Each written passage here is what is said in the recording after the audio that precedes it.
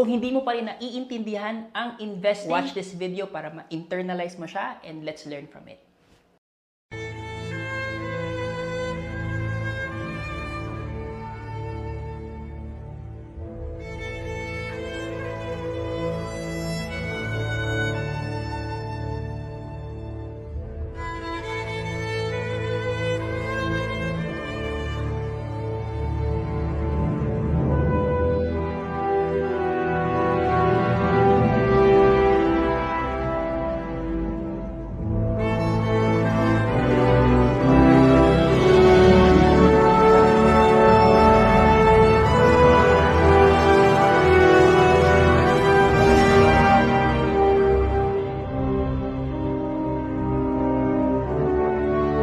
Magandang example na pinakita niya about the illustration of investing. Ang pinaka-core na naintindihan ko dito is number one, kailangan mo ng